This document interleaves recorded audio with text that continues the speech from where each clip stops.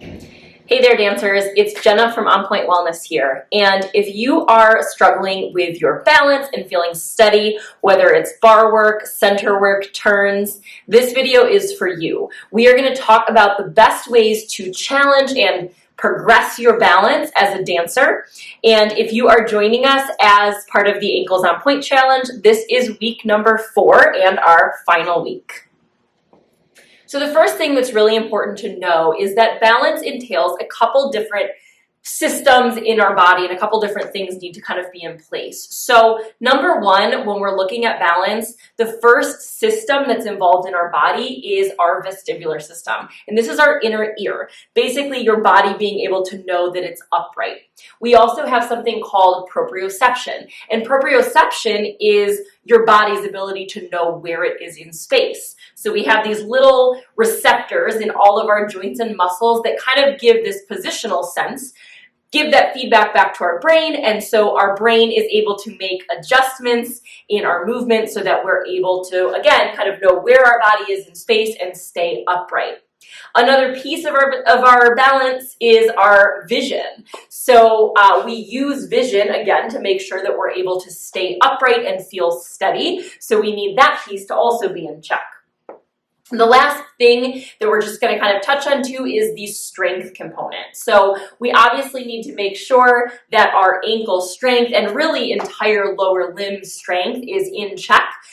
From the hips, the core and the hips down. It's not just about ankle stability, especially if you're feeling kind of wobbly in your bar work. It's not just about getting the ankles stronger. We also need to make sure that our core and our hips are in a good place so that we can make those corrections and adjustments and be strong all the way from the trunk down.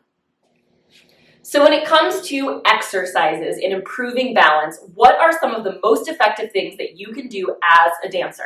So aside from what I think you probably already can figure, standing on one foot, trying to balance, that's a great place to start. But for most dancers, that simple task is going to be too simple. And so we do need to find ways that we can challenge these other systems that go into balance so that you're able to actually make some progress.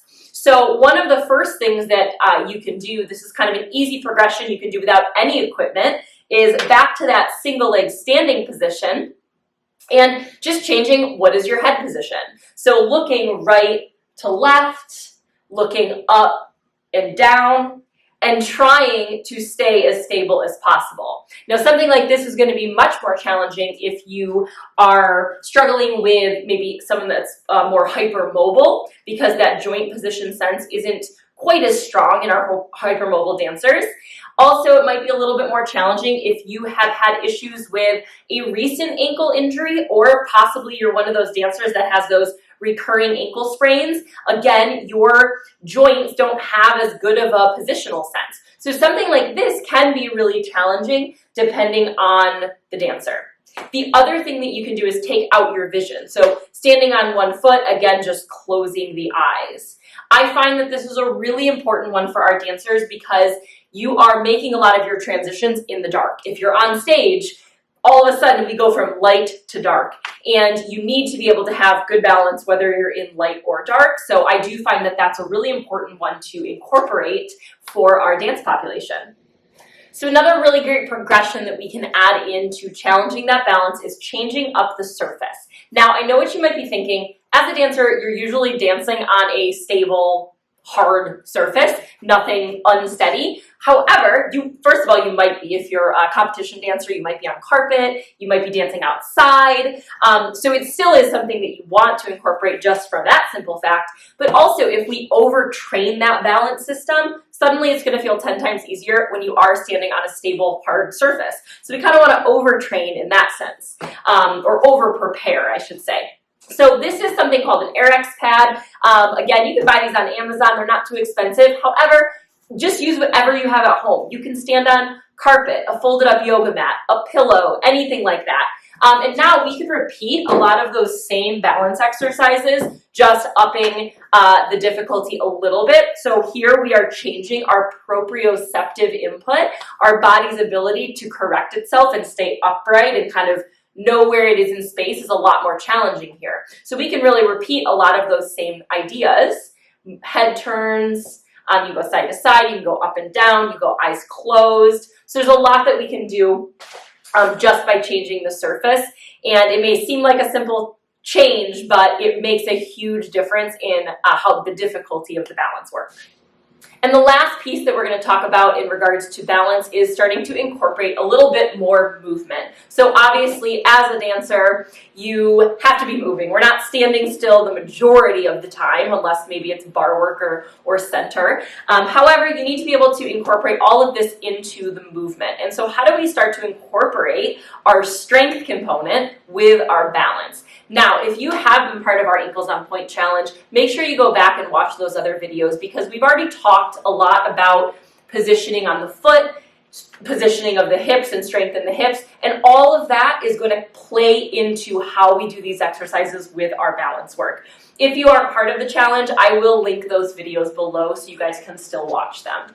However, really easy ways that we can kind of incorporate some of that movement, we could do something like a single leg squat. Now this isn't terribly dancey, which is fine. Cross training is great. If you want it to be a little more dancey, we can add in a little bit more of a dance movement. So we go to passe.